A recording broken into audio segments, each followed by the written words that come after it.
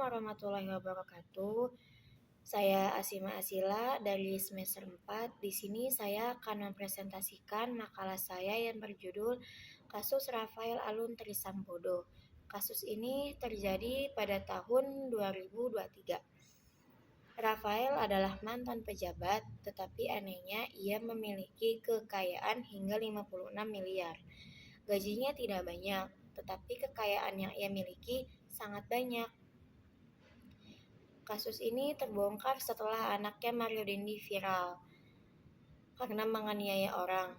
Dari situ publik mulai mencari tahu siapa ayahnya. Ternyata ayahnya orang kaya dan suka pamer. Banyak orang bingung, dari mana uang sebanyak itu? KPK dan PPATK pun turun tangan. Mereka menemukan banyak harta Rafael yang tidak dilaporkan. Dia bahkan diduga melakukan pencurian uang. Gaya hidup mewah keluarganya juga bikin publik marah. Muncul gerakan stop bayar pajak karena kecewa sama pejabat pajaknya. Akhirnya Rafael ditetapkan sebagai tersangka. Kasus ini bikin pemerintah mulai periksa ulang kekayaan pegawai pajak lainnya.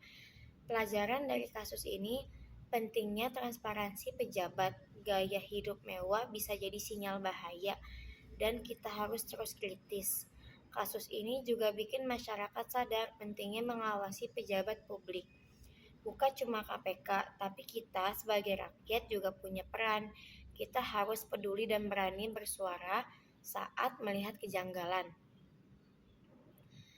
Sayangnya, kasus Rafael ini bukan yang pertama. Sebelumnya, kita juga pernah mendengar kasus Gayus Tambunan, yang juga seorang pegawai pajak dengan kekayaan yang tidak wajar.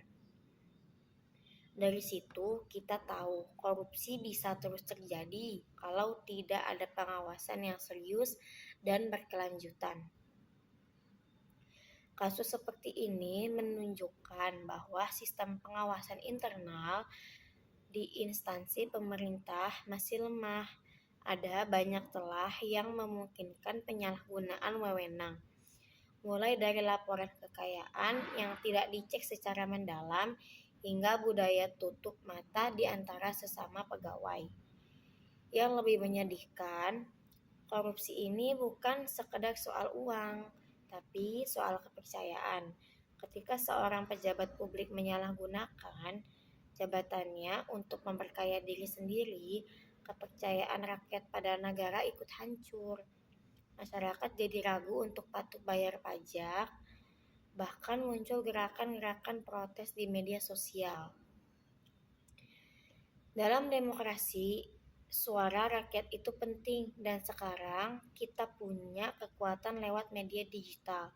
Kasus Rafael terbongkar bukan karena laporan resmi, tapi karena sorotan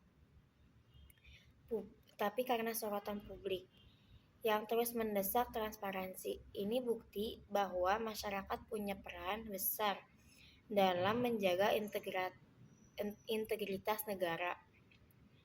Tapi kita juga nggak bisa cuma marah dan berhenti di media sosial. Kita harus ikut mendorong perubahan. Misalnya, dukung kebijakan audit kekayaan pejabat secara terbuka. Dorong agar pejabat yang terbukti korup dihukum seberat-beratnya tanpa pandang bulu.